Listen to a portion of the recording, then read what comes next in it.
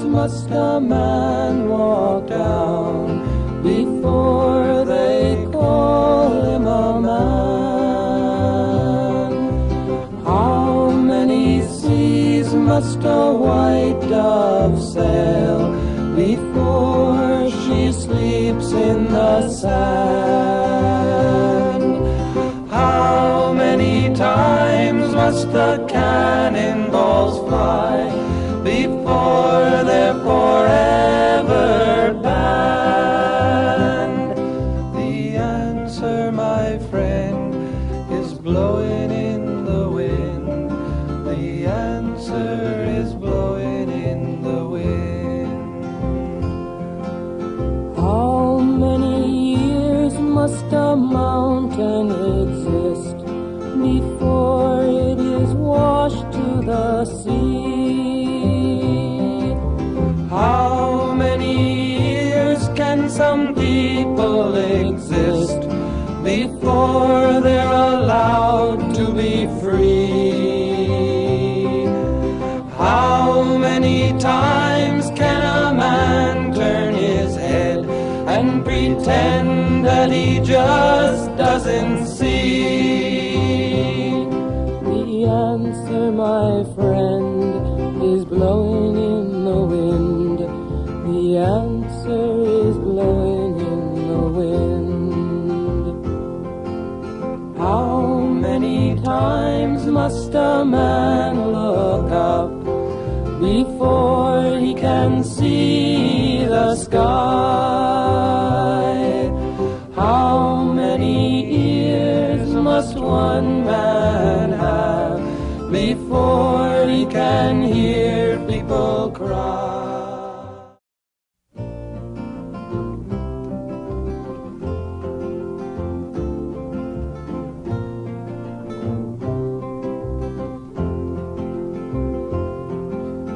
How many roads must a man walk down before they call him a man? How many seas must a white dove sail before she sleeps in the sand? How many times must the cannonballs fly before they're forever banned? The answer, my friend, is blowing in the wind. The answer is blowing in the wind. How many years must a mountain exist before it is washed to the sea? How many years can some people exist before they're allowed to be free? How many times can a man turn his head and pretend that he just doesn't see? The answer, my friend, is blowing in the wind. The answer is blowing in the wind. How many times must a man look up before he can see the sky? How many ears?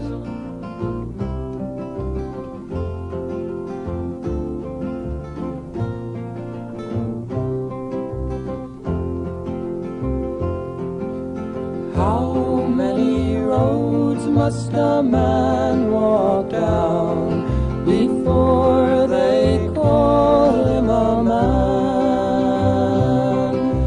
How many seas must a white dove sail before she sleeps in the sand? How many times must the cannonballs fly before they're forever banned? The answer, my my friend, is blowing in the wind.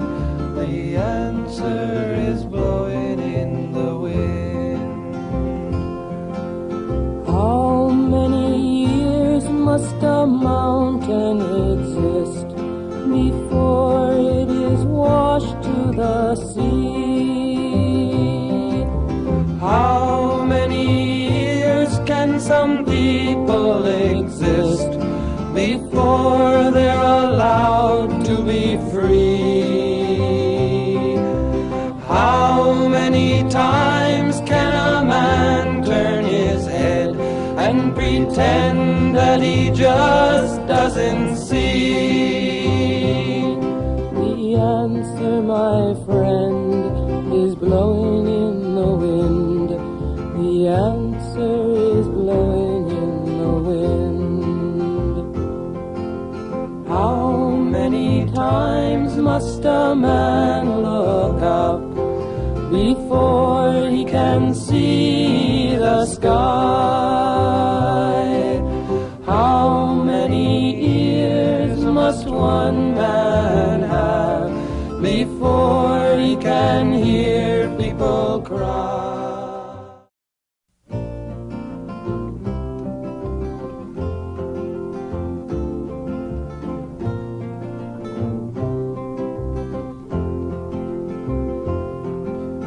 How many roads must a man walk down before they call him a man? How many seas must a white dove sail before she sleeps in the sand?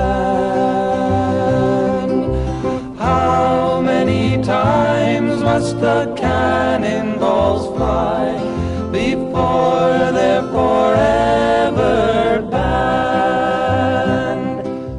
여러분 오래 기다리셨습니다. 시간이 예정된 시간보다 한 25분 흘렀는데요. 네, 오늘 2014년도 세 번째 화수공담 김수님 작가 화수공담을 시작하겠습니다. 먼저 작가를 소개하겠습니다. 오늘 화수공담인 김수님 작가입니다. 박수로 환영합니다. 말씀하십니다. 시작하기 전부터요. 김수님이라고 하고요. 인천 살고 여기저기 돌아다니면서 작업을 보입니다. 자료를 보셨을 텐데 저한테 주어진 시간이 한 15분 정도라서 이미지 위주로 보여드리는데요. 이거는 가장 최근에 작업한 거고요. 덴마크에서 그냥 해변에 앉아서 9일 동안 살았던 흔적들이 남아있는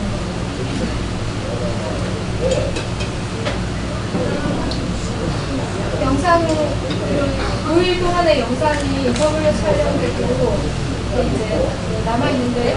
여기가 세계문화유산으로 등재되면서 덴마크에서 굉장히 크게 이제 그걸 축하하는 의미에서 작가들을 초대를 했는데 조건이 해변에서 사라지는, 자연스럽게 사라지는 작품이 놓여져야 된다는 게 조건이었었어요. 그래서 저는 그냥 뭘 만드는 게 아니라 그곳에 이제 바람이 워낙 세기 때문에 한 시속 50km짜리 바람이 불기 때문에 바람이랑 같이 작업을 한 거거든요.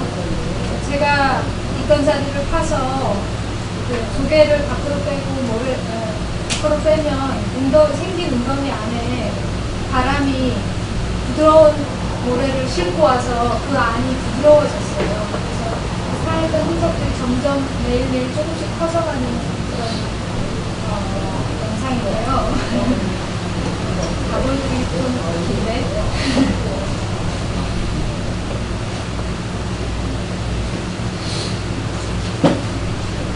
작업을 일주일에 하루나 이틀 정도씩 공주에 내려와서 작업을 했는데요.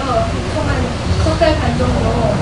근데 주변에 낚시하시는 분들이 무슨 막걸리 한 잔 부어드릴까요? 그러시는 분도 계시고 기도하시는 거냐고 그러시는 분도 계셨어요.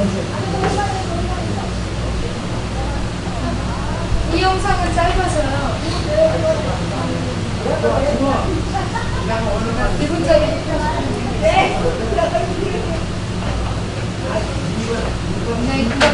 넘어가겠습니다.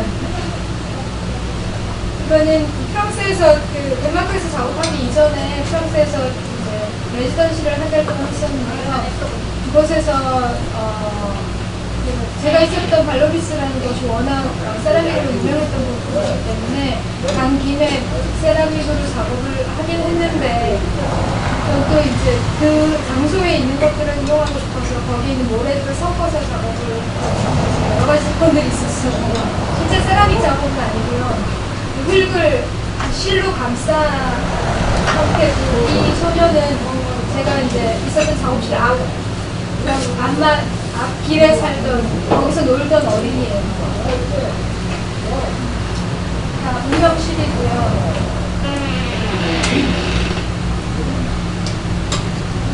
쌀뜨를 부셨어요. 실제 제가 해먹었던 밥을 끓여서. 뒷면에 있는 깃털들은 그 작업실 가는 길에 떨어진 그 비둘기 깃털들, 새 깃털들 다 매일 아침마다 깨끗한 것들을 주워가지고 넣어가지고 작업을 했었어요. 그다음에 영흥미술관에서 지난 5월하고 6월달에 했던 개인전이고요. 그동안 제가 장소성 있는 설치 작업과 또 과정이 굉장히 중요한 작업들이 많았기 때문에 그런 것들을 다 영상이나 드로잉이나 아니면 사진이나 이런 것들을 기록을 해뒀었거든요. 그런 내용들을 섹션별로 나눠서 살고 떠나고 방황하고 그런 이제 그 섹션들을 만들어서 영상전으로만 개인전을 했던 장면입니다.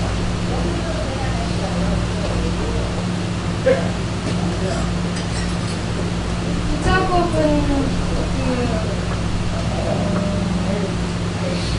마트에서 제가 제주도에 이제 설치 프로젝트라고 하니까 노마디 프로젝트를 하러 마트에서 유치한 걸 하러 갔었는데 그때 마침 4월 16일 날 일어났던 사건 바로 직후에 17일 날 들어갔었어요. 그래서 제주를 들어가는 배를 타고 갔었거든요. 18일 날 작업을 하라고 이제 해변에 풀어놨었는데 작가들은 30명 정도 되는 작가들이 흩어져 있었는데 마음이 굉장히 무겁잖아요. 그래서 기도하는 마음으로 했었는데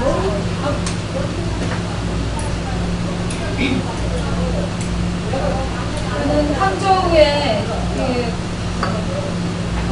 저장미술관, 중국 항저우의 저장미술관을 설치했던 작업이고요. 총 1337개의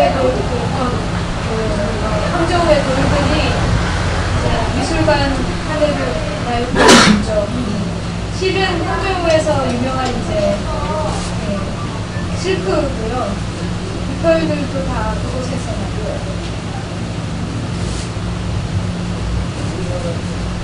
이미지 위주로 보여드릴 테니까 질문들 있으시면 제가 조금 멈출게요. 여기서 나는 한국말 나는 놀인데 영어로도 그냥 나는 놀이라고 쓰거든요. 이거는 나는 실제로 이 돌들이 바닥에서 굴러다니던 아이들이 한평생 바닥에서 그러다가 어느 순간 이제 저를 만나서 한 순간 이렇게 떠서 날기는 하지만 실제로 날아다니는 나는 돌도 되고 또 내가 그 돌이 되기도 해서 두 가지 의미를 같이 쓰기 위해서 제목을 나는 돌이가 되고 이건 과정 영상인데요.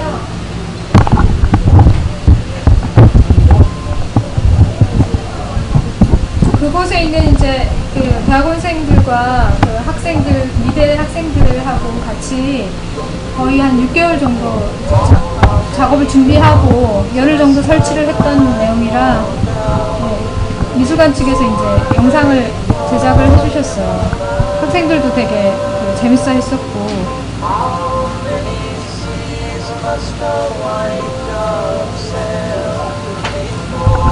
건물들이 야외에 설치될 거였기 때문에 다 코팅 작업까지 다 했어야 했어요.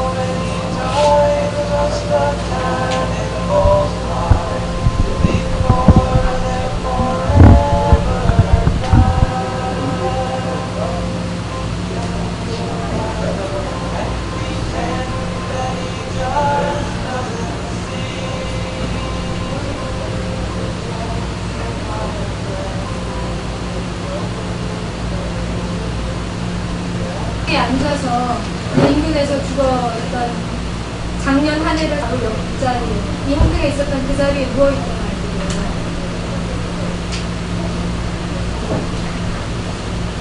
보통 제가 사람을 가지고 크게 이제 더 스페이스 시리즈가 스페이스 시리즈는 지금 한 61번째까지 진행되고 지금 피플 시리즈랑 더 스페이스 시리즈는 사람을 대상으로 하는데 그리고 제가 여행 중에나 살면서 만났던 사람들이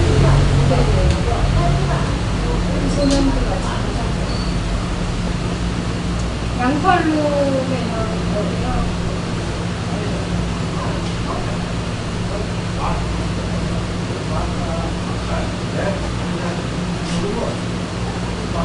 각각 개인당 다 저한테는 스토리들이 있어서 대전에서 일단 나누고 있습니다.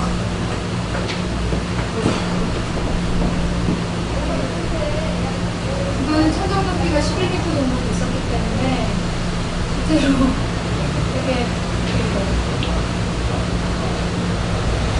작업하는데 재밌었어요.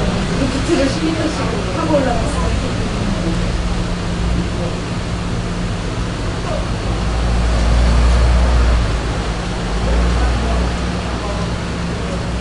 그 대전에서는 대전의 도를 사용하고 서울에서는 서울의 도를 사용해서 이제 그 지역에 그 관람객이 그 멜로디를 들어서면 그 자기가 지금 방금 지나친 자기 발밑에 있었던 돌들을 이 하늘을 알아보는 거예요.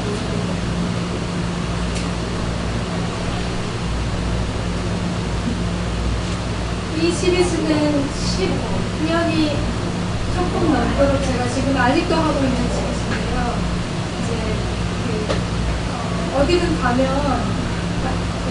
길에서 굴러다니는 돌을 만나면 카메라 내려놓고 찍어서 돌이 보았음직한 풍경을 찍고 그리고 그 돌들을 수집해서 그 돌 위에다가 제가 만났던 장소와 만났던 날짜를 적고 그리고 제가 찍었던 사진 위에도 날짜와 장소를 적어서 관람객들이 이 돌이 어디서 왔는지 어떤 장면을 보고 있었는지 찾아낼 수 있게 하는 프로젝트고 만약에 시간을 투자해서 찾아내면 1,000원에 사진과 돌을 가져갈 수 있는 것입니다. 실제로 8시간 넘게 투자하신 분도 있었어요. 그러고 못 찾아서 오면서 저한테 전화를 했어요. 저도 돌 하나 갖고 있어요. 진짜요? 예. 우와! 눈에서. 네. 이야. 네. 아직도 제 테이블에 있어요. 작업 테이블. 감사합니다. 네. 감동적이다. 네. 그러니까는 제가 이렇게 전시회를 갖고 실제 작업을 어떤 전시가 있어서 작업을 해야지 하고 계획을 하고 드로잉을 하고 그렇게 하는 작업들이 대부분인데 그렇지 않고 작업실에서 혼자 꽁꽁 살아남은 애들이 있어요. 얘가 작품이라고 하기도 작품이 아니라고 하기도 그렇고 작업실에서 저랑 같이 살면서 살이 붙어서 숨 쉬는 아이들을 이제 전시장으로 옮겨온 거예요. 그래서 저는 이걸 작품전이 아니라 작업전이라고 먹었던 같이 함께 나눴던 차 잎을 말린 것들 그리고 양초를 묻은 것들 그것도 제가 아침마다 이렇게 집중하기 위해서 썼던 모자의 글들 그걸 다시 또 차로 녹여서 식물이 자랄 수 있게끔 설치도 있습니다.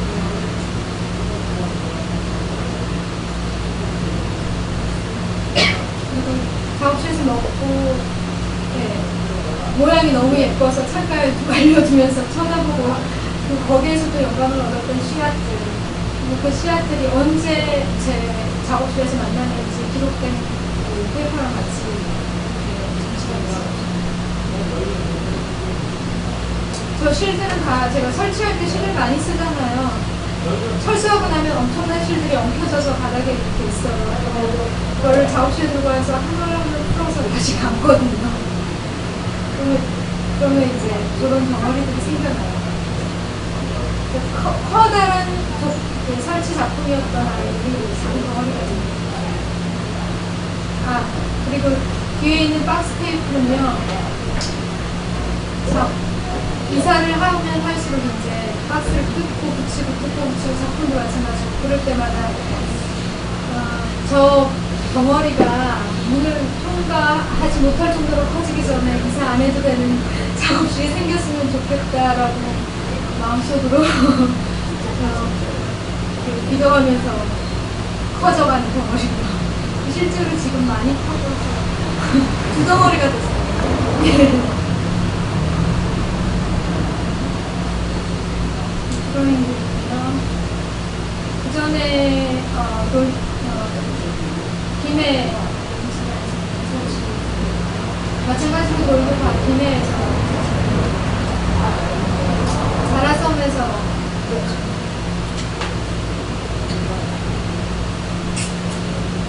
이 나무들은 다 전지된 나무들이라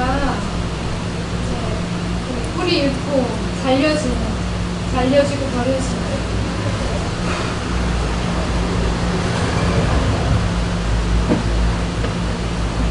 길에서 자는 고통을 했었고요. 그리고 울산에서는 이제 이게 조수 간만에 쳤을 때 낮에는 돌들이 물 밑에 가라앉았다가 밤에는 물 위에 뜨는 그런 현상이 있었어요. 제주 도립미술관 롬인데요. 아니, 여기 앉지 마시고, 요렇게 해서 저기로 앉아. 콜로 가세요.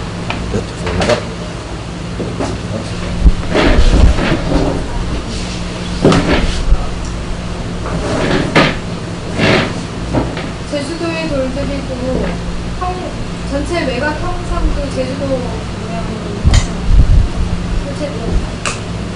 실은 무명실이고요. 이불 꼬매는 실이요. 인천 여성비엔날에 들어서 옆에 이불 22개를 둬서요. 양쪽에 11개씩 해서 관람객이 앉아서 아니면 누워서 쉬면서 볼 수 있어요. 이 아이는 4일 동안 제가 이 자리에 앉아서 지우개로 목욕탕 바닥을 지우면서 만든 영상 작품까지.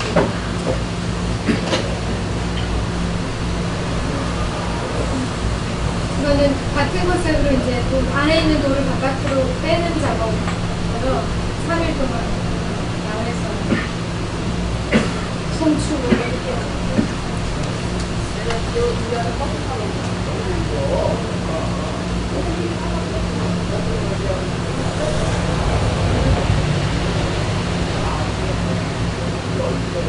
코튼 드로잉은 이거 바느질을 풀면 그냥 한 장의 천이거든요. 그래서 마치 제가 드로잉하는 듯한 느낌이 있어서 물론 연필이나 이런 드로잉가 아니라 바늘과 실로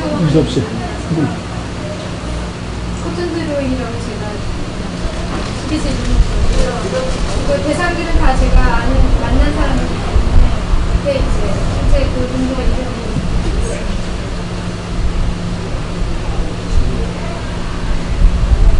이영남 할머니.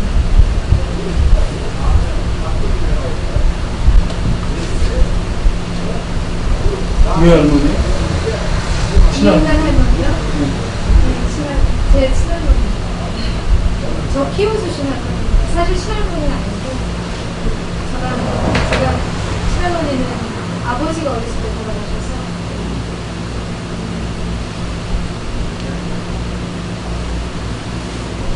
제가 준비한 영상 여기까지인 것 같습니다.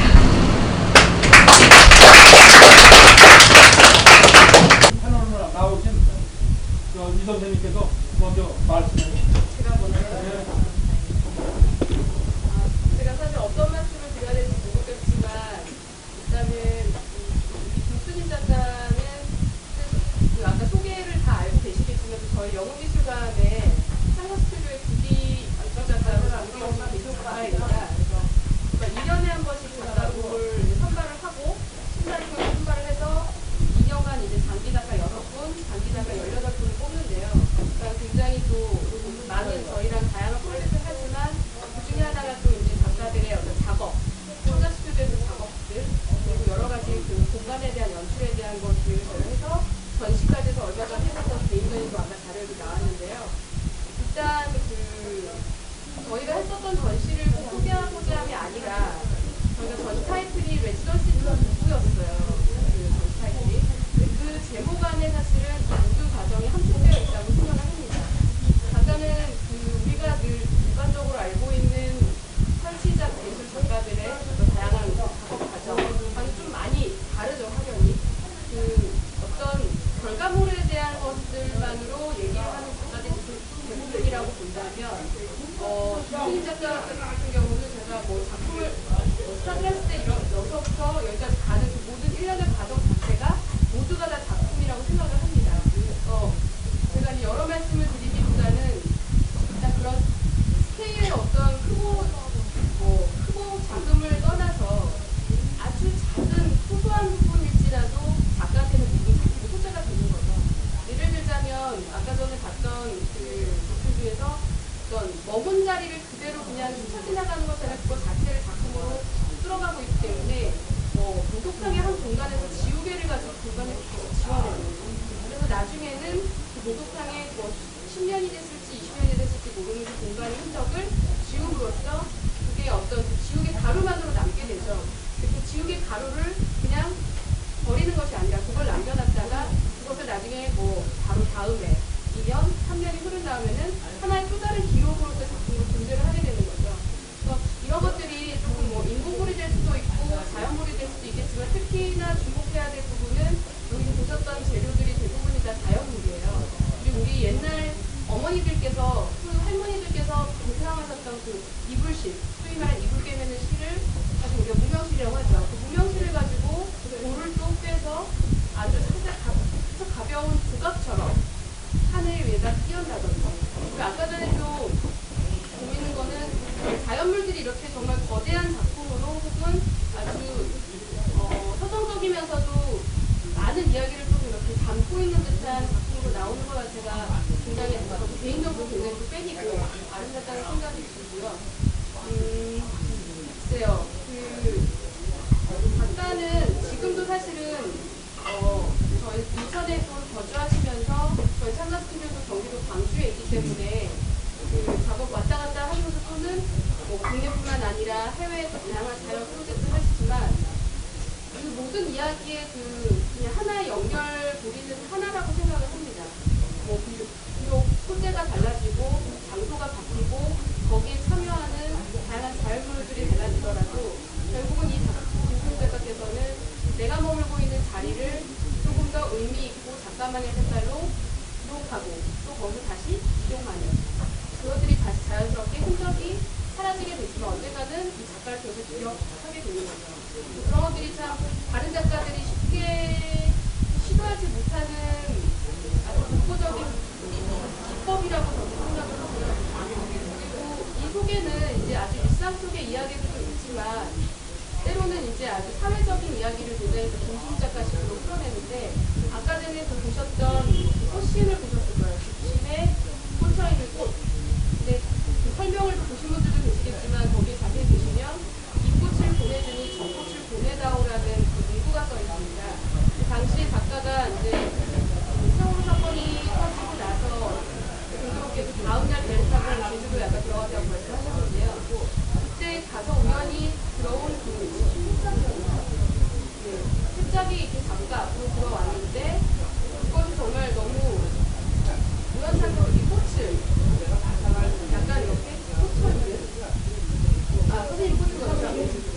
그 집신에다 꽃을 그래서 집신이 다가와서 너무 신기해서 꽃을 거기다 꽂아가지고 이제 그 아이들을 정말 제발 돌아오게 해달라는 그원을 담아서 보내주는 어떤 하나의 그 과정을 이끌어주는 건데 꼭 이렇게 사회적인 스토리가 아니더라도 일상 속에서 혹은 작가 개인적으로 어느 곳에 우연히 갔는데 그 장소성에 의해서 되어지는 다양한 이런 과정들이 어떤 기승전결식의 딱 과정이 아니라 정말 그 속에는 하나하나 작품 이야기들을 담아가지고 작품으로 다시 탄생이 되는 그 과정이 굉장히 신선하다고 생각을 하고요.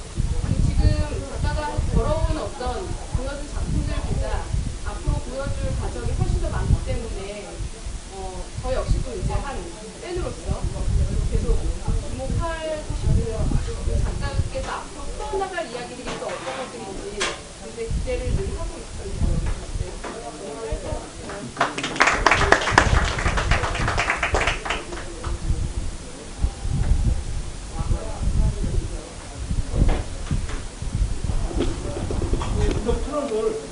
50조 분들이 모였습니다.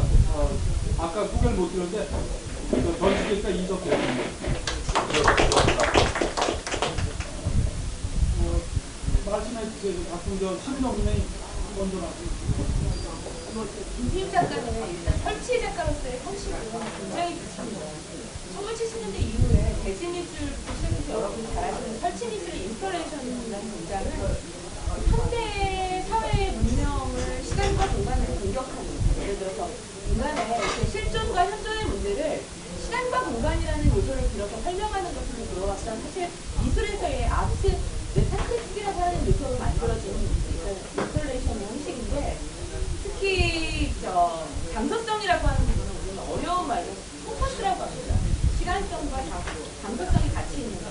그러니까 우리가 시간을 이렇게 날 수 있지 않습니까? 과거, 현재, 미래 이렇게 보통 삼분법으로 나눌 수 있는데, 과거, 현재, 미래라고 하는 그 시간들을 내가 그거는 경험이라고 하는 의미에서 경험된 것과 경험되지 않은 것이라는 의미로 푸는 것과, 현존이라는 말은 내가 그 시간과 공간이 내 안에 있어서 시간과 공간을 내가 같이 가는 하나의 창조적 존재라고 봤을 때의 문제인 것 같아요. 그 문제를 굉장히 잘 풀어내셨는데, 제가 설치 작가들한테 굉장히 형식이 완벽한 작가들한테 항상 질문하고 싶은 거는 도대체 저 작업을 하시는 이유가 무엇이냐 라는 걸 질문드립니다.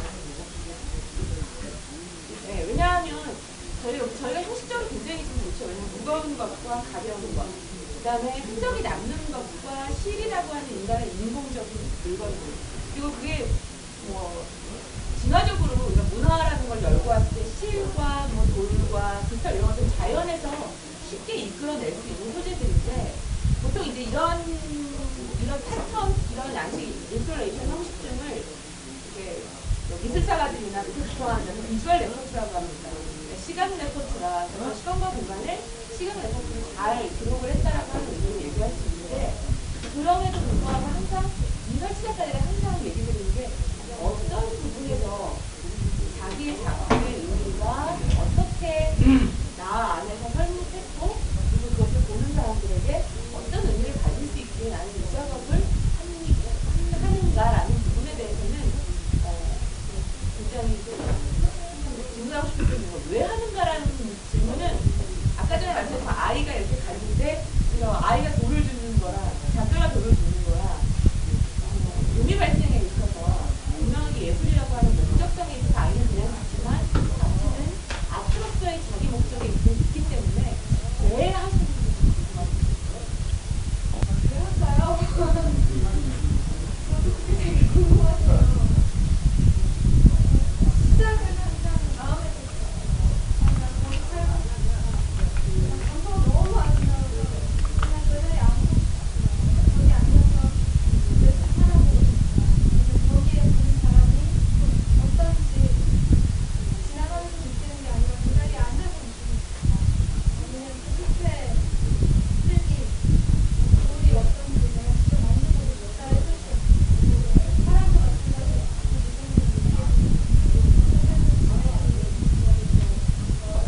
그 얘기 들어가 안 되는 외국인 노동 대학원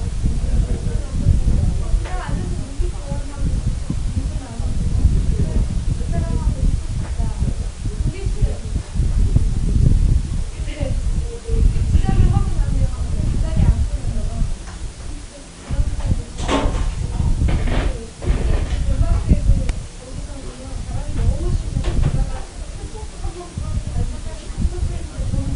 한번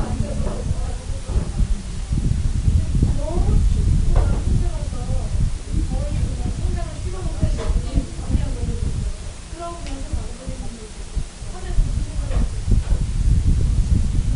그러면서 남들이 하면서 나는 왜 이 짓을 시작했을까? 그래서 자기 스스로 이것이 아니라 성장 아니야. 그렇게 계속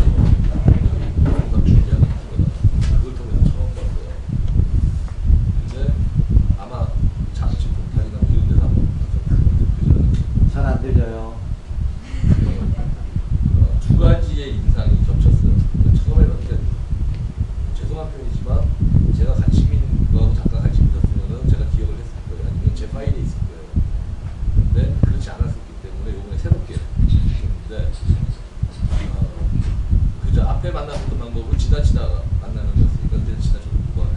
그러면 이제 들여다보게 되는 케이스고요. 우선 보는 쾌가 있어요. 작품에. 근데 쾌의 원인이 뭘까 생각했는데 조형이 갖고 있는 아주 전통적인 조형 방식을 선택을 하셨기 때문에 그게 그러니까 인스톨레이션 작가들한테 잘 안 나타나는 근데 그것을 유지하니까 새삼스럽게 그게 쾌처럼 봤어요. 그래서 그 전통적인 방식이라는 게 질서 그 작가가 개입해서 부여하는 방식인데 제가 찾아낸 이해가 그게 전통적인 방법이거든요. 우리가 알고 있는 이미 아름답다고 생각할 만한 그런 질서를 잘 개입을 시켜 주시는 거예요. 그리고 네 가지 각기 다른 관심을 작품마다 다르게 적용한다는 느낌을 이제 받게 했는데 첫 번째는 스케일 문제예요. 스케일을 자기 몸이 허락하는 스케일 안에서 조정하는 그게 굉장히 좋은 미덕처럼 보여서 한 번 더 생각하게 하는 그게 저는 자연 주어진 조건에서 뭐 그 자연에 나갔으니까 돌을 이렇게 다루고 모래 밭에 갔으니까 모래를 다루는 거 뭐 그게 중요한 것 같지는 않더라고요. 근데 그래도 스케일을 자기 몸이 허락하는 방식으로 정리해내고 있다. 스케일 문제를 고민하시는구나. 그런 거 하나.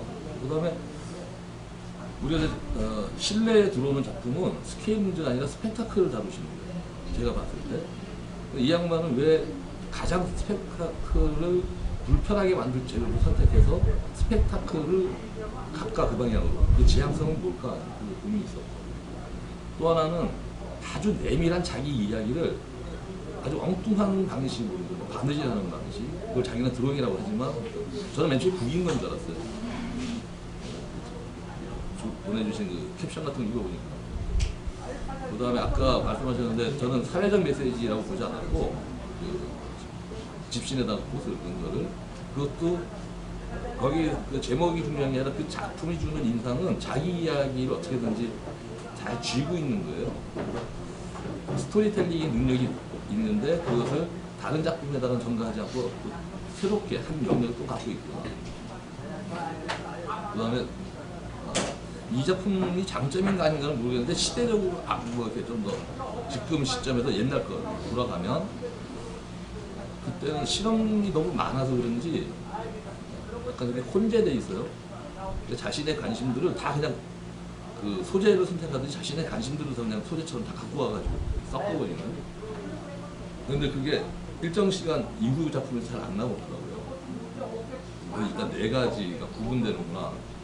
그리고 저는 이 네 가지의 일관성은 못 찾았어요. 조형성에서도 그렇고 이야기하는 방식도 그렇고 물론 이제 다른 분들은 다른 평가를 하시겠지만 굉장히 재밌는 작가다. 이 네 가지를 운영하려면 굉장히 정신없을 텐데 제 생각에 근데 적절한 것들을 잘 유지하는 거예요. 그러니까 컨트롤 감각이 있는 거죠. 자기 컨트롤 감각이. 그런 건 작품 하시는 분들한테 굉장히 좋은 장점처럼 보였어요. 이제 작품을 분석하려고 들어가다 보니까 저한테 굉장히 걸리는 게 아까 뭐 현존 뭐 이런 얘기 했어요. 그게 하나도 안 맞아요. 이상하게. 그러니까 시간 안 맞더라고요. 그러니까 시간은 작가가 선택해야 되는 자유지로 선택해야지 시간인데 주어진 시간인 거예요. 이게. 그래서 이건 시간 다루는 사람이 아니구나. 공간은 그게 중요한 작가가 가르치는 거예요. 왜냐하면 하나는 스펙타클, 하나는 스케일. 이 공간의 두 가지가 충돌을 해줘야지 공간이 더 화려하게 드러날 텐데 이거 분리시켜가지고 잘 쓰시는 거예요. 그리고 왜 그 덴마크 해변에서 그 규모가 만약에 70년대 대지미술 하는 특히 미국 쪽 작가들이었다면은 그 규모를 갖다가 인위적으로 늘렸을 거란 말이에요. 근데 그런 걸 허용하지 않는 것. 돈이 없어서 그럴까? 뭐 이런 생각을 다 했어요. 근데 그게 일관적으로 반복되니까 돈이 없어서 그렇구나 이건 아니더라고요. 그러니까 선택적 방법이 아니라 자기가 이 방법밖에는 설명하지 못한다라고 그렇게 결정하고 들어가시는 것 같아요. 하여튼 저는 굉장히 재밌게 봤어요. 그리고 분석 안 된다는 것도 또한 장점으로 보여요. 그러니까 우리가 쓰는 말, 훈련된 말이잖아요. 훈련된 말로 분석이 안 된다고 하는 거는 우리가 시각을 바꿔야 된다는 얘기인데 그건 아직 그렇게까지는 제가 많이 못 봤고 제일 억울한 거는 현장에서 작품을 못 봤기 때문에 그 이상은 못 들어가겠더라고요. 추가해서 말씀드리면 김순희 작가가 아이디어는 굉장히 좋습니다. 그러나 그걸 다루시는 재료와 그러니까 예를 들어서 감각이 있는 거예요. 그러니까 지각에 대한 감각이 있으신 거예요. 왜냐하면 무거운 것과 가벼운 것, 그다음에 그대로 둬야 할 것과 인위적으로 꾸며야 하는 것들을 적절하게 하시는 거는 기특해요. 재능이 돼요. 그러나 정확하게 이석희 선생님이 지적하신 분처럼 이 형식이 독특하지는 않습니다.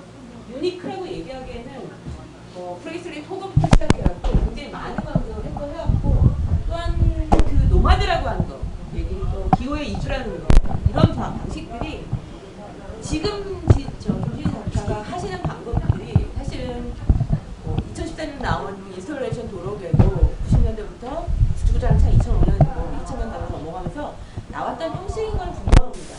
단지 제가 하나 되게 참신했던 건 뭐냐면 아까 전에 윤수님 말씀하신 것처럼 인스톨레이션 작가들이 보통 내러티브가 굉장히 강하기 때문에 형식과 비용상 굉장히 많이 놓쳐요. 그런데 이 작품이 되게 아름다워요.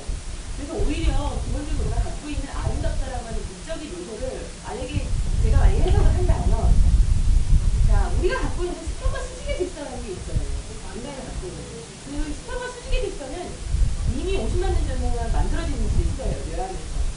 그래서 오히려 선생님, 김순희 작가 그림을 보면서 인간이 갖고 있는 자연과 이렇게 분석을 하면서 수정을 하면서 자연과 함께 진화적인 어떤 인간의 이런 부분들을 역으로 잘 설명을 하시는구나. 그리고 자연이라는 부분 안에서 우리가 문화라는 것으로 이끌어온 부분들을 굉장히 원천적인 요소로, 되게 원형적인 요소로 설명을 하신다라고는 해석을 할 수 있을 것 같은데 거기에 비해서 지금 갖고 있는 스케일의 부분에서는 이석 선생님이 말한 본인이 다룰 수 있는 스케일, 그러니까 이게 딜링이 가능한 스케일이라고 하신 부분으로 이제 이 범위가 넓이라고 하는 범위에서는 그렇게 됐고, 그냥 깊이라고 하는 부분에서는 저런 작품을 하실수록 본인께서 어떤 확고한 부분에 대한 그 자기 클래스가 있어야 된다고 생각해요. 왜냐하면 그러니까 내가 좋아서 그리움과 있다 이런 부분에서는 작가가 그것 자체가 의미가 우리한테 전달될 때 본인의 개인적인 계기적인 의미가 아니라 내가 소유하는 문명과 불안이라는 것처럼 혹은 그런 여러 가지의 내가 어떤 부분에서의 그 장소냐, 우리가 장소라고 얘기하기 전에 지금도 이 골목길이지만 이건 행궁동 안의 골목길이거든요. 그리고 작가들이고 작품들이 모인 그 골목길이라고 할 때 분명하게 우리는 어떤 거에 대한 형용이라는 차원으로 설명을 할 수 있습니다. 그러니까 어떤 시간, 어떤 장소, 그러니까 그게 아까 전에 이석 선생님 말한 그 시간과 공간의 계기성이라고 하는 거거든요. 이제 그 카이로스라고 하는 시간을 본인께서 분명하게 설명을 하실 때 지금 얘기하시는 부분들이 조형성이라는 걸 넘어서 좀 더 해석적 차원을 더 넓게 가실 수 있지 않을까라고 하는 생각이 좀 들었습니다. 저는 조금 다른 의견인데요. 물론 이제 어떤 작가들마다 이런 예를 들어서 김순임 작가가 해왔던 과정들이 물론 과거에도 얼마든지 보여줬었던 작가들이 분명히 있을 것이고 거기에 대한 뭐 스케일이나 이런 것도 더 거대하고 소위 말하는 우리가 항상 그거는 빼놓을 수가 없는 게 김순임 작가 작품을 처음 대하는 분들은 다들 대지미술가를 떠올릴 수밖에 없을 겁니다. 자연을 다루고 있고 그 공간적인 부분이 그래도 스케일이 작지가 않기 때문에. 하지만 물론 작가가 고민해야 될 부분에 대해서 이제 두 분께서 말씀을 해주셨지만 작가가 아까 작가한테 질문하셨을 때 왜 하시는지. 근데 나는 그냥 생각이 가고 그 공간에 대해서 머물고 싶고 그냥 그게 혹은 즉흥적이 될 수도 있을 것이고 아니면 굉장히 많은 준비 과정 끝에 결정이 될 수도 있을 텐데요. 글쎄요, 그러니까 저 같은 경우는 작가들마다의 그 고유한 목적과 고유한 작품에 대한 고유성이라고 할까요? 단어가 생각이 안 나는데 그런 것들이 있다고 생각을 합니다. 그런 부분에서 김순임 작가가 추구하고자 하는 것이 사실 때로는 조금 모호할 수가 있을 것이고 또 해석적으로 봤을 때 그 모호함 속에서 시작해서 이걸 도대체 왜 하는가에 대한 질문을 했을 때 명확하게 대답을 할 수 없을지언정 이러한 과정에 어떤 작가가 보여주고 있는 이 지금 보셨던 작품들만으로도 사실은 앞으로 충분히 또 더 많은 과정을 또 겪어갈 거기 때문에 그런 부분에 대해서 저는 사실 더 질문을 던지고 싶지는 않습니다. 제가 설명했던 어떤 부분에서 의미라는 게 굉장히 중요하면 소잉이라는 부분을 설명을 어떤 본인 소잉 반해제를 하셨는데 그 소잉의 의미가 본인한테 어떤 거냐? 그냥 소잉하는 사람이 어디 있습니까? 저는 소잉을 좋아하는 이유 중에 하나가 꿰매고 또 꿰매고 도대체 조각조각 모아갖고 꿰맸는데 꿰맬 때 얼마나 아프겠어요. 꿰매면 당하는 사람. 그렇죠? 수술하는 의사할 때 수술자고 들어올 때 모르지만 수술자고 끝난 수술 풀 때 엄청 아프거든요. 네. 이게 얘기하시는 분들은 다 아실 거예요. 네.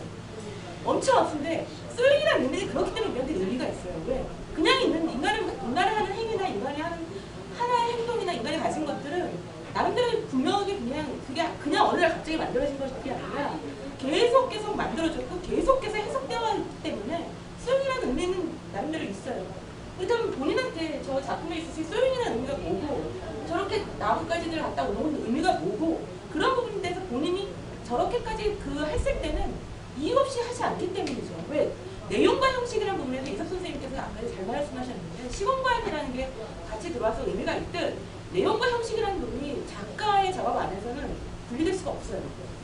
그때 비로소 저는 작가가 된다고 생각합니다. 왜? 내가 하는 삶의 행위가 내가 하는 작품이다라고 말할 수 있는 작가들은 자기의 작업 방법 자체가 자기가 삶의 방법과 거의 자기가 이해하는 방법과 동일하기 때문이기 때문에 우리가 이 사람의 작품이나 형식이 우리 저 사람이 세계를 보는 방법이라고 얘기하는데 광원을 나눌 때 소잉이 어떤 의미인지 그러니까 지금 볼 때 저 작품 제가 굉장히 좋다고 생각했는데 굉장히 좋습니다. 현실적으로. 그러나 저 작품의 소잉이라는 의미는 이미 뭐 부조와 다른 사람들이 많이들 성립을 해놨는데 왜 당신의 소잉은 무엇입니까? 라고 물었을 때 대답을 못한다면 그거는 아직 자기가 했지만 그 소잉의 의미를 얻지 못하면서 한 거죠. 그랬을 때 우리가 가서 작가들이 가서 그냥 관객으로서 작품의 조용적인 느낌이 굉장히 좋다라는 것과 그 작품을 연속적으로 계속 하루만 바라보는 사람이 아니잖아요.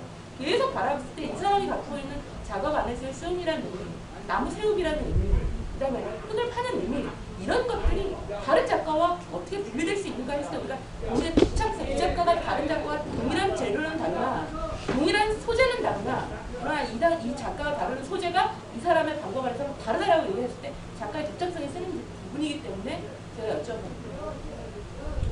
저한테 소잉은 꾸미는 거 이쪽과 저쪽을 연결하는 거. 맨 처음 발견한 거는 입을 뜯을 때 한쪽 뜯고 잡아당기면 실들이 막 이렇게 되죠. 이쪽 편과 이쪽 편을 실들이 막 연결하고 있거든요.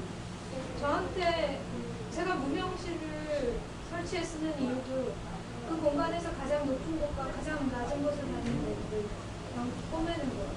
가장 높은 곳과 가장 낮은 곳을 연결하고 입고 하나로 만들고 그게 저한테는 소리입니다. 그리고 세워진 나뭇가지들은 그냥 누워있는 애들이 불편해요. 그러니까 시체 보는 것 같은 느낌. 살려져서 누워있는 아직 습기가 남아있고 살려고 버티다가 잠겨진 애들이 누워있는 게 너무 불편해서 그래서 걔네들을 세워져 있으면 아직 살아있는 것 같아요.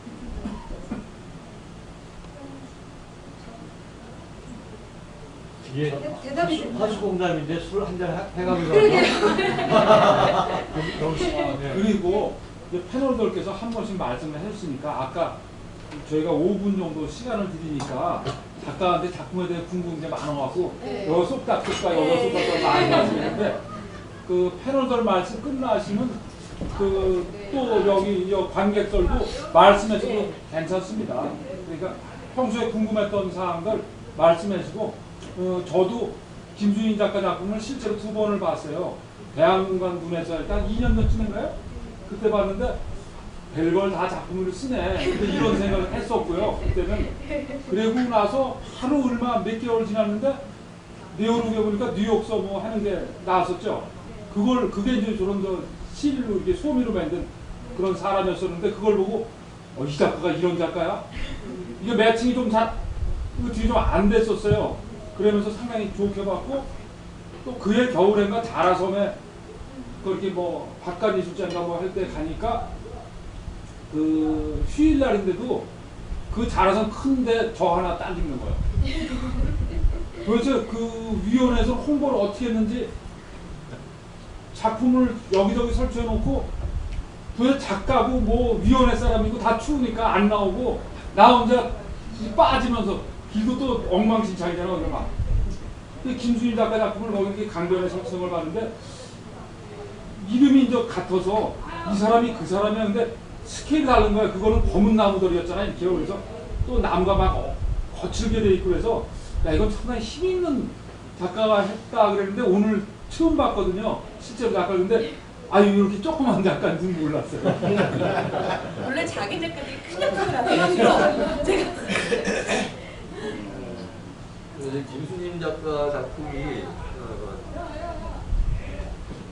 비평 영역에서 굉장히 관심을 끌 수밖에 없는 작품이에요. 왜냐하면은 하나의 용어를 딱 집어넣으면 다른 용어가 딱 대응을 해요. 제일 부담스러운 게 공간이라는 용어가 적용이 안 되는 작품이에요. 왜냐하면 공간이라고 하는 그 애매모호한 말이 김수님이라는 스펙트럼 한번 딱 붙이면 자기 장소성으로 딱 이렇게 딱딱 정리가 쉽고요. 대표적인 게 약간 지우개질하는 건데 그거는 이제 그 다음에 이제 그 돌을 갖다 일정한 시간을 두고 한쪽으로 밀고 쌓아서 한쪽이 아주 말끔해져 보이잖아요. 그리고 또 내가 왔다 갔어 이런 정도 아주 장소적으로 탁 끌어낸다. 그거는 굉장히 재미있어요. 근데 이 장소성이라는 말이 적용이 돼서 하나는 풀리고 시간을 설명 못해요. 장소성이 말 때문에. 시간을 설명하려면 다른 것들 선택도 해야 되니까 장소성이 또 약하고 그래서 굉장히 재미있는 크리티컬이 굉장히 많은 작품입니다. 근데 제가 볼 때 그런데도 불구하고 부담스러운 거는 일관성을 작가가 이렇게 뭐랄까요 관객한테 배려하듯이 좀 줄 필요가 있어요.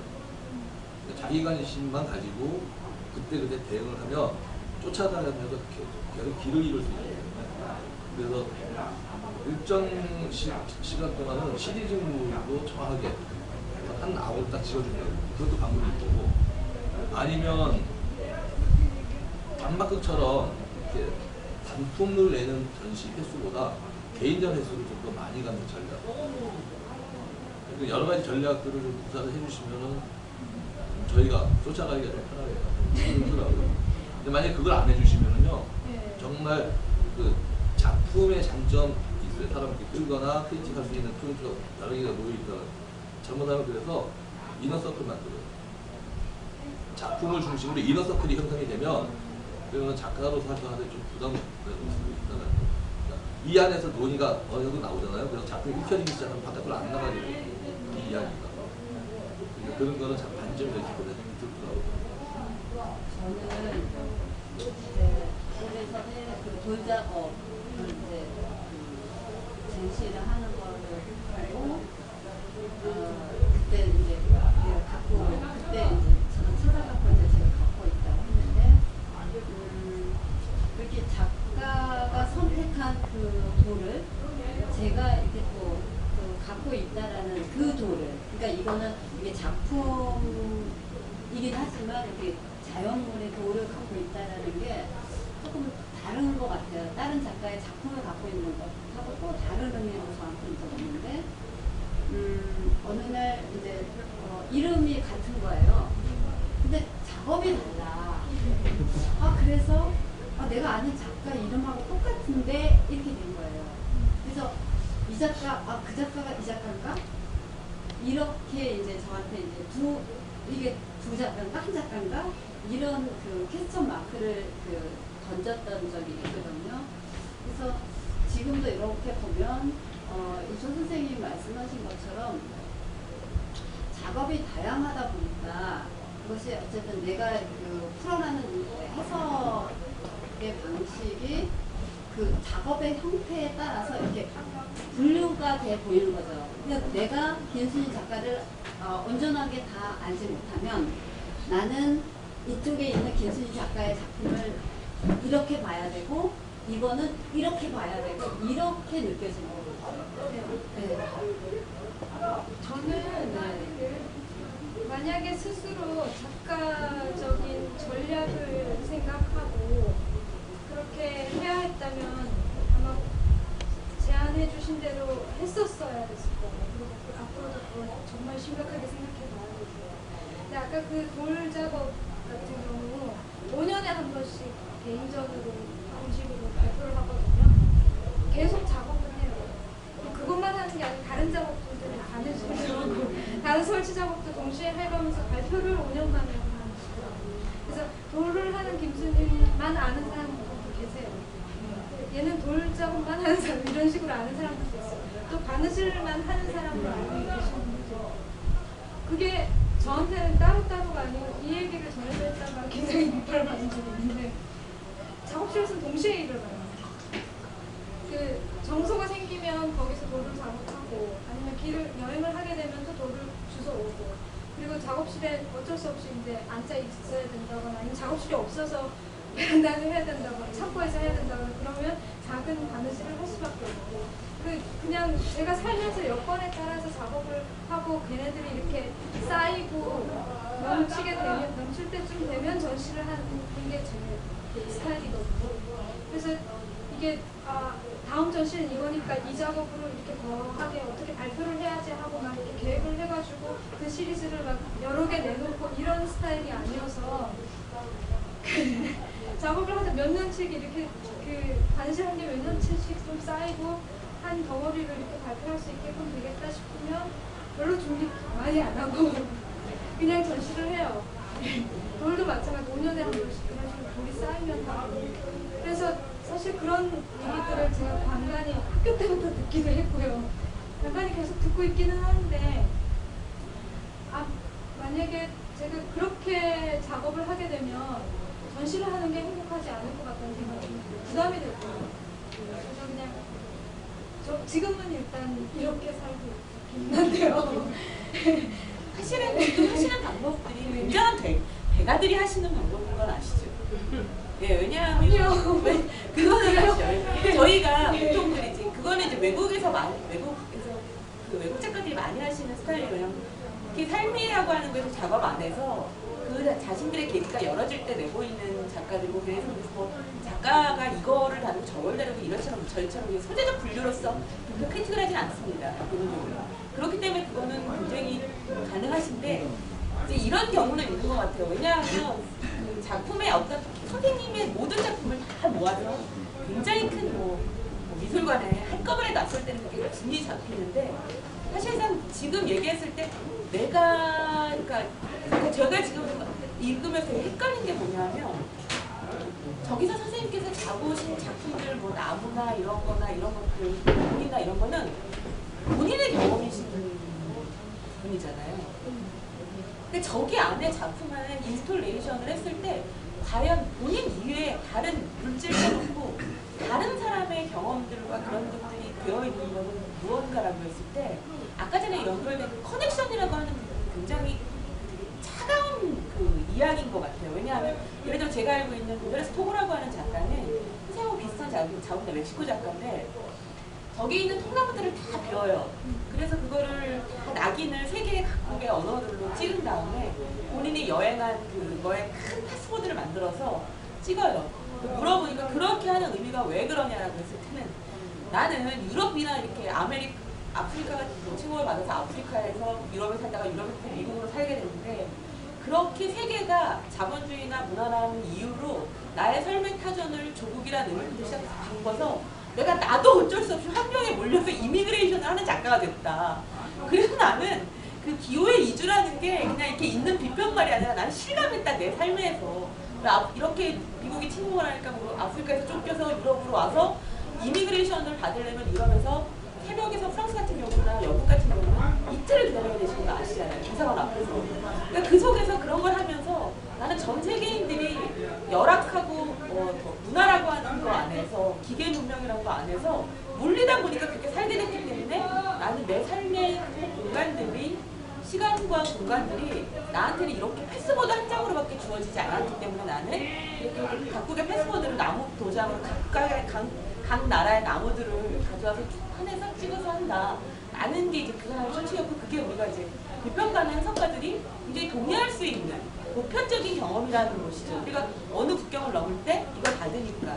그랬을 때 그거는 작가가 그거를 했지만 사실상 우리들이 갖고 있는 보편적인 경험들과 공유한 부분들이 있기 때문에 이게 딱 의미라고 하는 건 보편성 안에서 우리가 공유할 수 있는 경험이라는 게 성립하는데 지금 문희 작가가 갖고 있는 작품들은 본인의 대기적 시간 안에서 본인의 의미를 위해서 본인이 이렇게 했던 작품들이기 때문에 솔직히 말하면 의미가 우리의 다른 사람들과 교차될 수 있는 그게 무엇인지가 저는 좀 보면서 많이 좀 이렇게 생각을 하게 됐죠.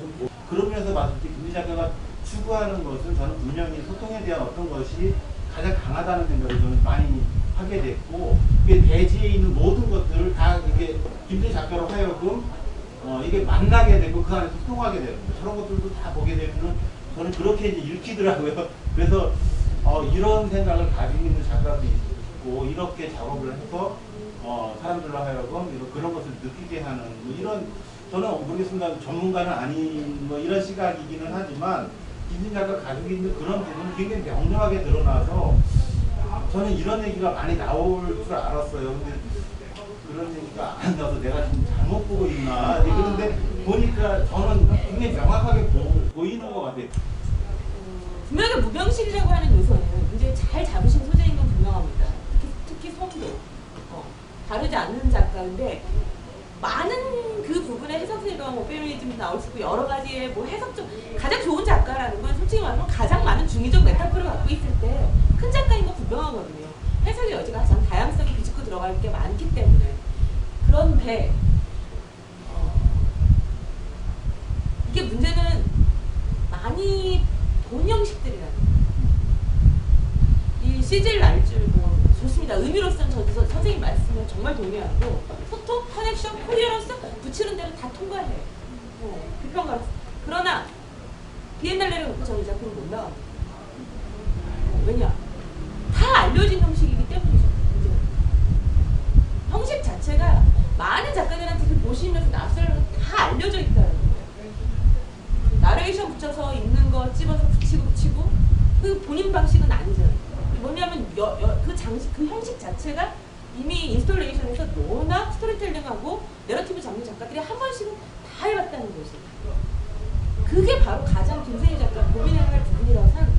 의미도 좋고 갖고 있는 메타포나 중의적 의미도 굉장히 좋지만 우리가 큐레이팅을 하시는 사람들이나 그걸 전업 작가로서 아니 전문 작가로서의 의미와 이게 오늘날에 뭐냐 하면 전 정말 작가라는 게 대중적으로 이제 큐레이팅을 해서 대중한테 이렇게 입힐 수 있는 그 부분을 얘기하는 것과 비평가적 입장에서 이사 선생님이나 이렇게 중요한 캐릭터를 어딜 데리고 나갈 때 그때의 작품은 뭐냐 하면 단 하나거든요. 다음 시대의 예술을 나타내는 소통법의 비전이거든요. 비전이라는 것이 지금 있는 방법과 달라야지만 다음 시대의 비전을 띄울 수 있는 방법이거든요. 근데 저 작품 자체가 너무 많이들 하는 방식이니까 문제는 스케일 면에서도 뭐 여러 가지 풀어놓는 방식 면에서도 그 부분을 본인이 이제 어떻게 독창적으로 바꿀까가 사실은 좀 기대가 되면서도 또 어떻게 다시 또 한 발짝으로 어떤 단계로 나가셔야 하는 부분이지 않을까라고 생각이 듭니다. 네.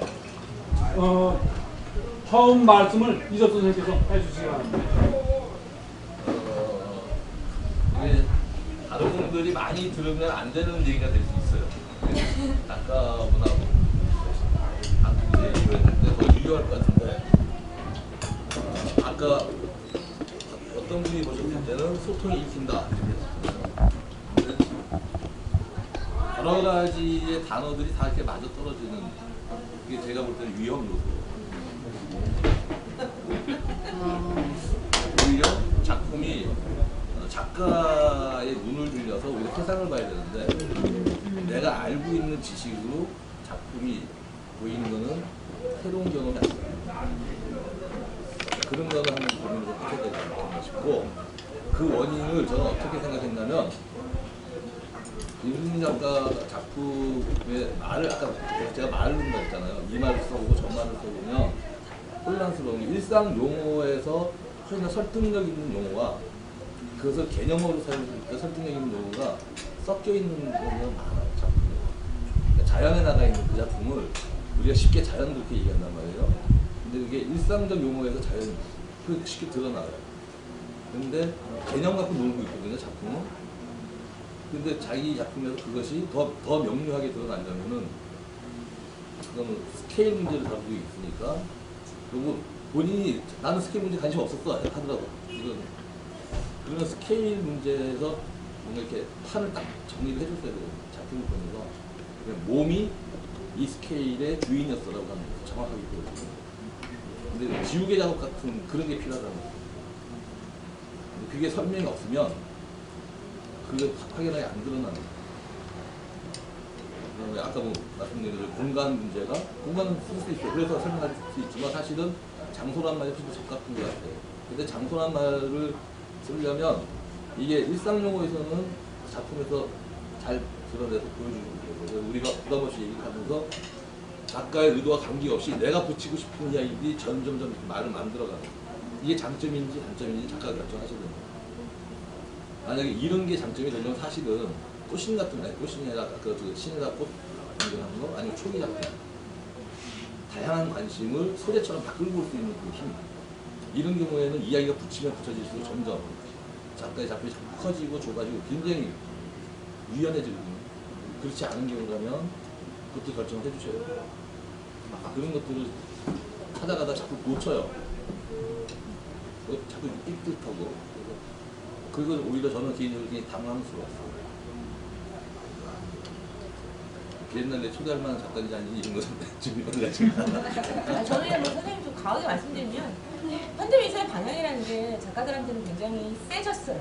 왜냐면 너무나 많은 작가들이 너무나 많은 것을 갖고 다양성이라는 부분은 굉장히 작가들한테 어려운 요인입니다. 근데 분명하게 우리가 예술을 하는 이 시대의 코드가 뭐냐고 했을 때 예술이라고 하는 것은 분명히 자유의 한 부분인 건 분명한 건 자유를 위해서 인간이 갖고 있는 시국 어떤 존재인 건 자유라는 것을 향해서 그게 뭐 크게 둘러서 그냥 추상적인 용어들인데 제가 인스톨레이션 작가들한테 항상 하나의 가치를 두는 문제는 단 하나입니다. 선생님 말씀하신 거는 낯설게 볼 수 있는 요인이 뭐냐라고 했을 때 선생님 너무 작품 이뻐. 이쁜 요인이라고 하는 요인이 아까 전에 선생님께서 말씀하신 저는 제가 볼 때는 위험한 요소라고 생각합니다. 인스톨레이션 작가로서는.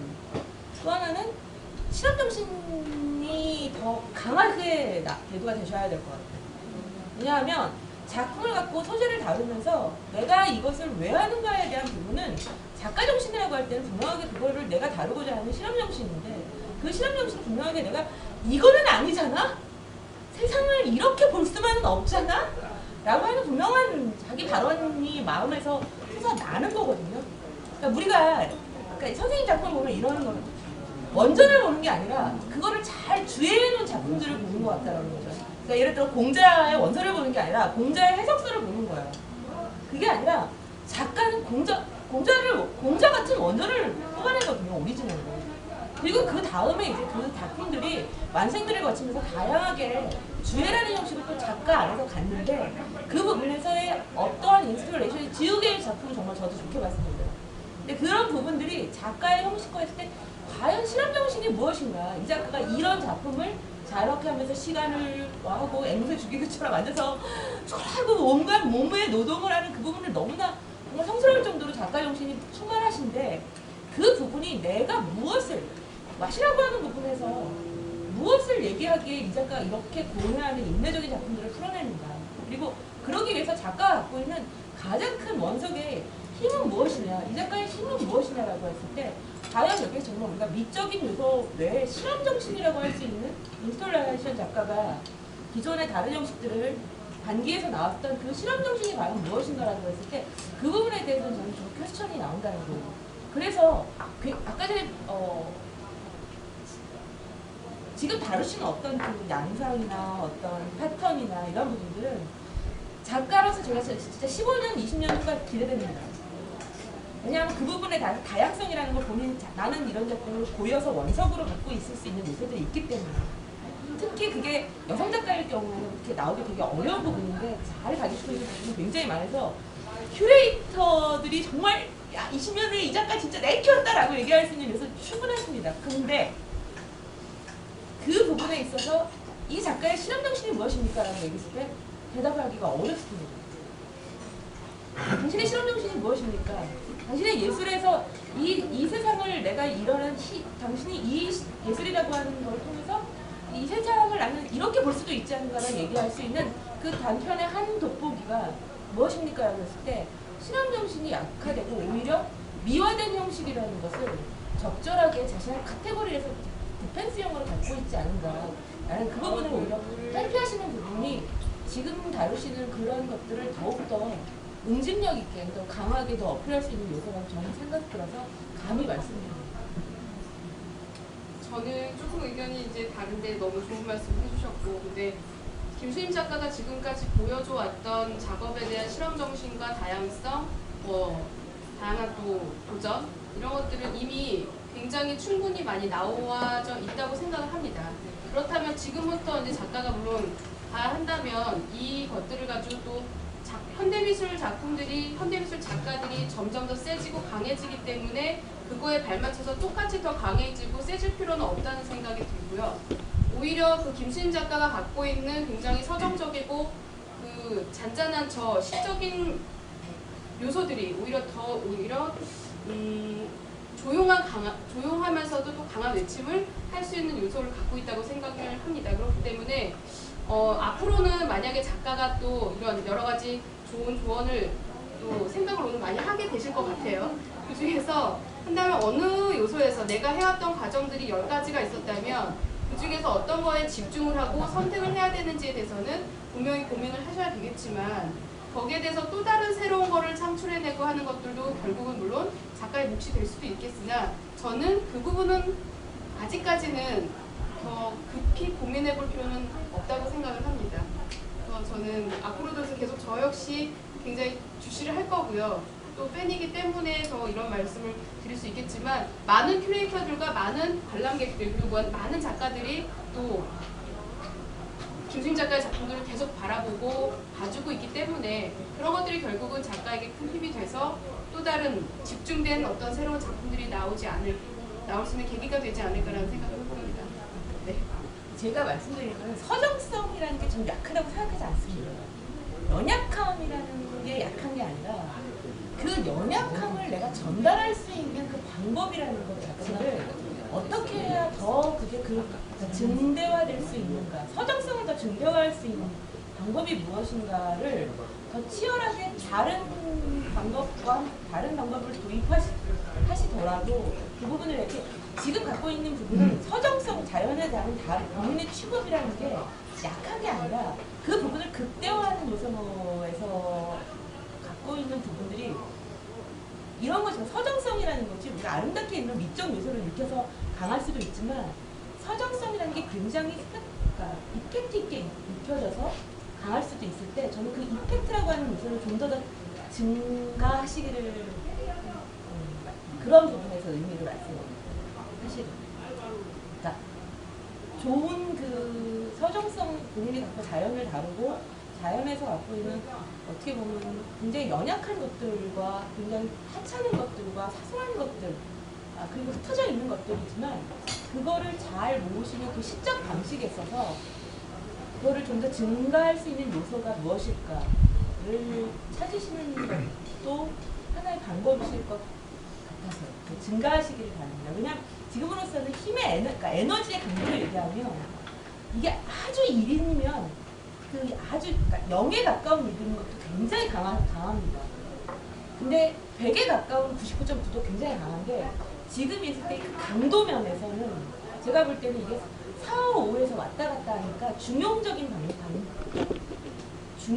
방법이거든요. 그러면 그게 미적인 강도로 얘기하면 질서와 조화라는 요소를 거의 퍼펙트하게 맞췄다는 얘기인데 그렇기 때문에 오히려 본인이 갖고 있는 본질적인 자기가 하고 싶은 얘기가 더 강하게 드러나지 않지 않은가 라는 생각을 해서 미의 형식이라는 부분을 어느 부분에서는 좀 한 번쯤은 일탈해 보시는 것도 그래서 다시 한번 헤매서 다시 한번 찾으시는 것도 조언이 되지 않을까. 김수임 작가는 그 인연을 굉장히 소중하게 여기는 것 같아요. 만나는 장소나 아니면 본인이 만난 사람이나 굉장히 소중히 여겨서 그거를 작업을 하는데 제가 현장에서 보면 김수임 작가 정말 대단해요. 치열하게 작업하고 작가들도 다 놀릴 정도로 아주 엄청난 에너지를 가지고 저 조그만 공채에서 어디서 이렇게 에너지가 날까 할 정도로 그래서 굉장히 훌륭한 작가고 또 아무튼 동서남북을 다 뛰어다니면서 열심히 작업을 하고 그래서 앞으로 많이 때가 되는 작가지만 저도 쳐다보고 있습니다. 시간이 어떤 것들을 어떻게 변화시키고 이후에 어떤 것들을 만들어내는지를 되게 감각적으로 잘 이해하고 계시는구나 그런 느낌 받았어요. 근데 저는 이제 개인적으로 좀 더 이제 그 느낌이 좋았던 작업들은 주로 이제 그 흙에서 이제 돌들을 바깥으로 빼내거나 하는 이 원 작업. 아까 지우개도 저는 이제 다 같은 어떤 이야기 내에 이렇게 들어와 있다고 이해를 했거든요. 근데 이제 궁금한 거는, 그러니까 김 작가님이 작업의 동기에 대해서 말씀하실 때하고, 그 다음에 그 작업에서 보여지는 방식하고 저는 약간 간극이 좀 느껴져서 궁금한 점이 있었어요. 그러니까 특히 왜 기록할까? 그러니까 결국 논리적으로 이해하자면 기록은 그 아까 현장에 이미 이렇게 설치되어 있는 작품들이 아닌, 아까 이제 제가 먼저 이렇게 좀 호감을 갖던 작품을 전제로 말씀을 드리는 건데, 그런 경우에 기록을 통해서 보여주는 것은 김수진 작가가 작가로서의 위치를 갖는 방식으로 이해를 하거든요. 근데 동기로 봤을 때는 저는 이제 사실은 장소성으로 이해하고 있지는 않아요. 그러니까 장소는 크게 의미 없는 것 같거든요. 오히려 그 과정, 저는 이제 설치보다는 행위 미술처럼 훨씬 더 이해를 했었거든요. 그렇게 해서 기록하고 하는 과정들은 논리적으로 잘 이해가 되는데, 그 작업의 동기가 저 기록을 만들어낼 수 있는 동기인가 하는 게 조금 이제 잘 약간의 이제 거리감이 좀 느껴진다. 그러니까 예를 들면 기록은 굉장히 작가로서 능동적 행위라고 저는 이해를 하고 있거든요. 그러니까 되게 목적적인 거죠. 근데 아까 말씀하신 동기는 제가 볼 때는 훨씬 이제 만난 인연에 대한 수동적 행위처럼 느껴지거든요. 그것이 주어진 것에 반응하는데 본인이 갖고 있는 어떤 느낌들을 거기서 그냥 풀어내는 것. 그러니까 목적이 거기에 한정된다는 거죠. 근데 그 이후에 다시 기록이라는 것들을 가져오실 때 그 사이의 간극이 제가 이제 좀 약간 이해가 안 가는 부분이 있어서 그 부분들을 어떻게 생각하고 계신지 그걸 좀 질문드리고 싶었어요. 그거는 이제 설치를 처음에 마음은 그래서 작업을 했어요. 그래서 작업을 하면 설치가 끝나고 나면 설치 작가들이 매번 그런 경우는 뭐냐면 설치가 끝나고 나면 걔네들이 다 버려줘요. 그거를 못 보겠다. 그러면은 저는 이제 실들이나 이런 것들 다시 다시 쓰기 위해서 다 감기도 하고 그렇게 해서 다시 쓰는데 그렇지 못한 것들이 있어요. 지우개값이라든지 그런 것들이 제가 행위를 하고 사람들한테 보여주고 전시도 잘 되고 사람들도 이해했고 그러고 나서 얘네들이 쓰레기통에 들어가는 거를 못 보겠어요. 그래서 다 모아서 봉투에 넣어서 날짜랑 작업한 그런 거 다 기록하고 몇 년 동안 보관을 해요. 그러면 또 다른 이야기가 거기서 생겨나요. 그래서 처음부터 이걸 이렇게 해서 기록을 해가지고 사람들한테 이렇게 보여줘야지가 아니라 그냥 설치를 하고 그리고 또 돌도 마찬가지고 돌을 하는 것도 마찬가지고 그게 그 돌을 빼는 작업도 다 기록이 두명두명 됐잖아요. 그런 것들도 끝나고 나면 그 맨 처음 돌을 뺐던 작업은 그 영상 작업이 없어요. 촬영을 안 했으니까. 근데 이게 끝나고 나면 이제 그 동물들이 와서 다 쉬고 또 이렇게 무너지고 점점 그 과정까지 다 촬영을 했어요. 그 그냥 없어지는 게 전달이 안 되니까 사람들한테. 그래서 기록을 하기 시작하게 돼요. 제가 항상 지금 김수진 작가 작품을 보면서 아직까지 계속 끊임없이 묻고 싶은 것들이 날방 말씀드려도 됩니까? 네, 날방. 저 좋아요, 날방이. 네. 네. 솔직하지 않은 작품이에요. 왜냐하면 기록이라는 의미에서는 지금 말씀하신 이경복 작가 말씀 맞습니다. 근데 이거 분명히 조형이라고 하는 것은 그러니까 전시기 때문에 그것을 배치하고 그런 것 안에서 그것들이 나오는데 거기에는 굉장히 인위적인 미적인 요소가 있어요. 자연은 저렇게 조형적이지 않습니다. 자연은 그냥 불균형적인 게 맞아요. 질서와 조화의 원리라는 건 사실 인간이 자연을 이용하고 자연을 파악하기 위해서 인간의 눈이 갖고 있는 식시현상 때문에 만들어놓은 인위적인 기술이거든요. 미라는 요소는. 그렇기 때문에 사실 지금 김세희 작가가 저거를 왜 할까? 할 때 기록이라는 의미와 저 작품의 방식을 형성하는 형식 자체의 의미와 그 다음에 그런 것들을 전달하는 그 방식의 의미가 사실은 지금 말씀하신 정확한 표시인데 다 간극이 있어요. 그러니까 그럼 이 간극들을 관통하는 하나의 작가가 정말 원들거주로 나는 진짜 이거는 아니라고 생각합니다. 혹은 이거라고 생각합니다라고 했을 때 그 하나가 뭔지가 너무너무 밤새워에서 도대체 뭐예요? 라고 묻고 싶은 이유가 뭐냔 말이에요. 그거의 그 간극에 대해서 느끼시는 거는 이해를 해요. 네. 그거는 저도 찾고 있는 부분이고 그걸 계속 이제 저도 만나고 매번마다 조금씩 살을 붙이고 또 덜어내기도 하고 그러면서 이제 간극을 이렇게 찾아내고 있는 중이기도 해요. 그러나 자연이 조형적이지 않다는 거예요. 동의할 수. 그러니까 자연이 조형적인데 자연은 저렇게 완벽한 질서와 조화라고 하는 아니요, 그렇지 않아요. 자연이 정말 완벽한 질서를 가지고 있어요. 진짜. 그래서 제가 오히려 거기에 완벽하지 않아요. 아니 인간은 완벽하지 않은데 근데 이제 이거를 그 완벽한 제가 만난 질서를 보여주려다 보니까 단순한 형태가 되어가기는 해요. 그렇지만 실제로 자연은 굉장히 완벽한 질서예요. 그러니까 제가 만난 자연. 아니 그러니까 제가 볼 때는 그때 그 자연이라는 게 뭐냐면 우리가 만났다는 게 우리는 자연 그 자체를 알 수가 없다는 거예요. 우리는 그러니까 이거는 이제 과학적인 방법과 철학적인 방법의 차이인데 해석을 하는 차이에서 우리는 자연이 그 자체가 무엇인지 몰라요 사실은. 단지 인간이 갖고 있는 지식 안에서 자연이라는 걸 이해하는 방법으로 세운 스킬들 안에서 우리가 이해하기 때문에 질서와 조화의 원리도 자연을 이해하는 한 방식으로 인간이 만들어 놓은 거지 자연 그 자체가 어떠한 건지 우리가 모른다는 거예요. 저는 과학적 입장에서 그렇게 생각하거든요. 왜냐하면 만약에 물질 그 자체를 알 수 있다면 과학자가 물질 그 자체를 알 수 있다면 물질 그 자체를 연구할 수 없습니다. 그러니까 과학자의 전제나 예술가의 전제가 제가 생각하는 실험 작가의 실험이라고 할 때는 나는 물질을 모른다라고 하는 전제 때문에 물질을 분해하고 물질의 요소에 다가가고 하는 방법론을 세워서 우리가 그 방법을 우리가 지금 지식이라고 알고 있는 거고 그 지식이라는 것이 이서 선생님이 말씀드린 대로 보편적으로 우리가 지식이라는 거 안에서 이해되었기 때문에 그 추정성의 원리가 질서와 조화다라고 얘기하는 건데 그거는 지금 아까 전에 말씀드렸처럼 많은 사람들이 다 알고 있는 방법인데 과연 그 질서와 조화라고 하는 그 원리를 배제하고 다른 원리가 만약에 있다면 그것이 작가가 이 시대에 찾아줘야 할 몫이라고 생각합니다.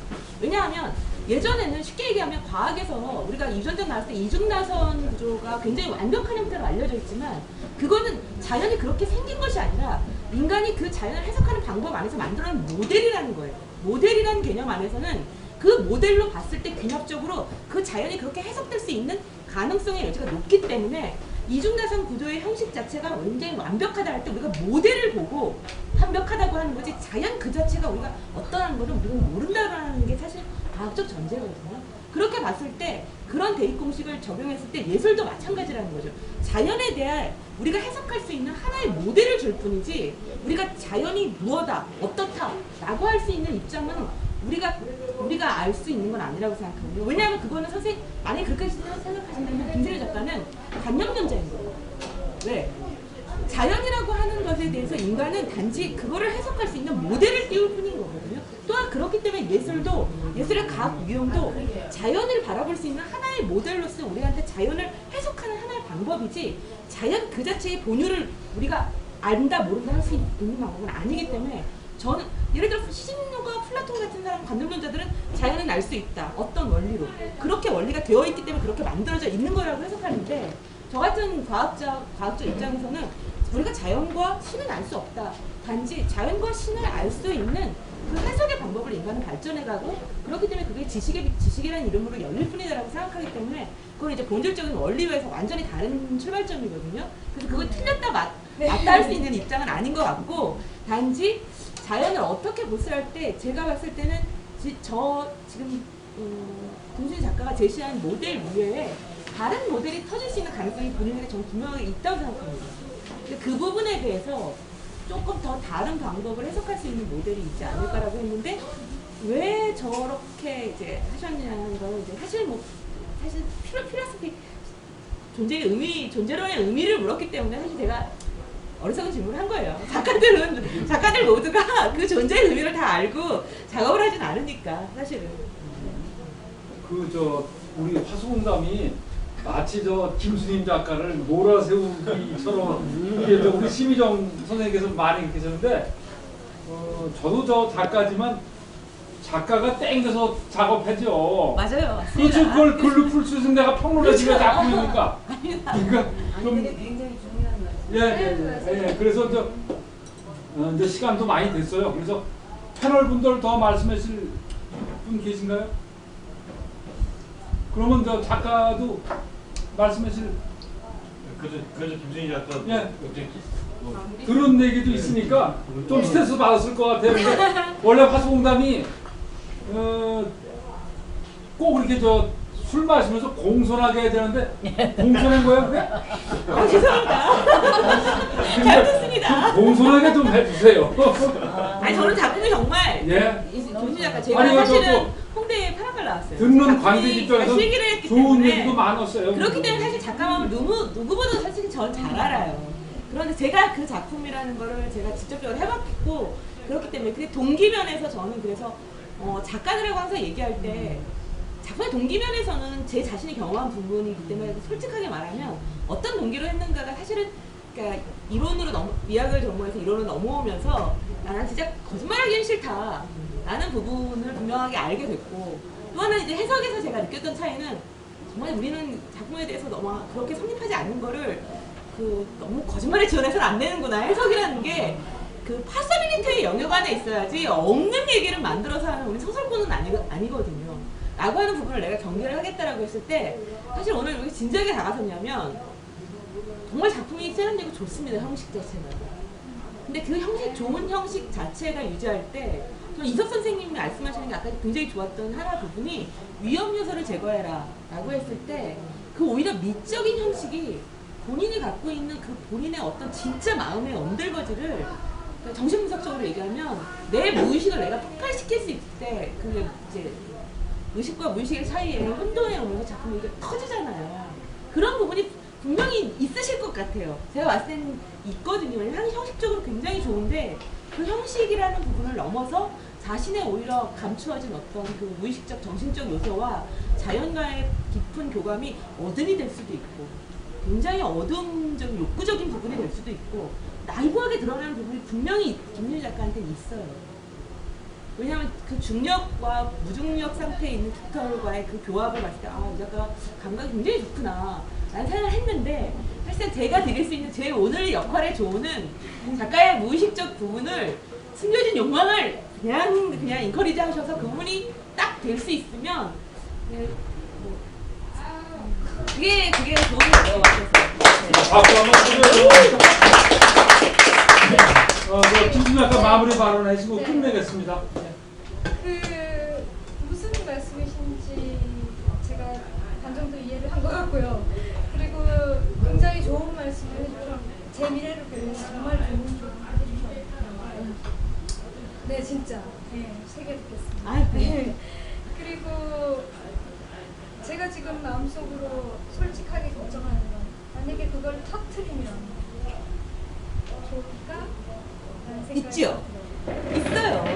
근데 그리고 또 한 가지 그게 있는 없는을 떠나서 제가 작가를 하는 가장 큰 이유는 솔직하게 살 수 있어서 솔직하게 살아도 돼서 그래서 다른 어떤 직업보다 이게 제가 사는 방식 중에서 가장 행복한 방식이에요.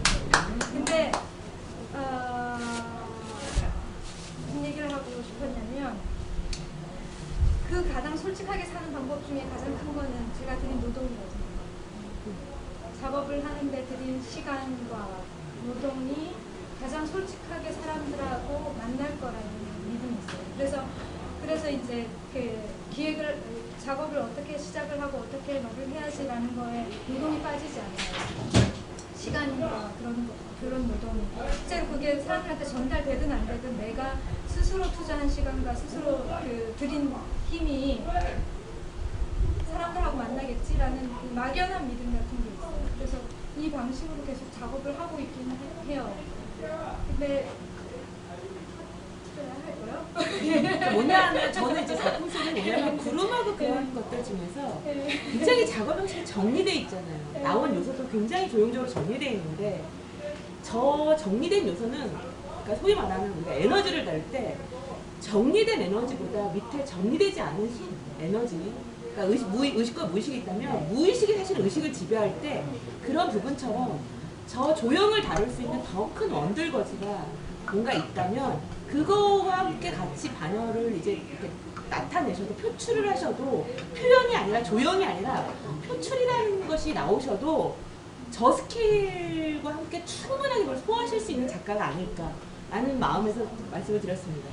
그리고 또 한 가지 이제 마무리해야 되니까 실제로 말씀해 주신 것처럼 저 굉장히 모순적인 사람인 게 맞아요. 우리 가족 중에서도 유일하게 작가고 교육받은 거와 제가 하고 있는 일과 제가 행동하는 것과 제가 해야 된다고 사람들이 얘기하는 것과 모든 게 다 부딪히는 거죠. 매일 매 순간. 네. 근데 그쵸, 어떻게 풀어야 될지는 저한테 숙제인 것 같아요. 너무너무 좋은 숙제입니다. 감사합니다.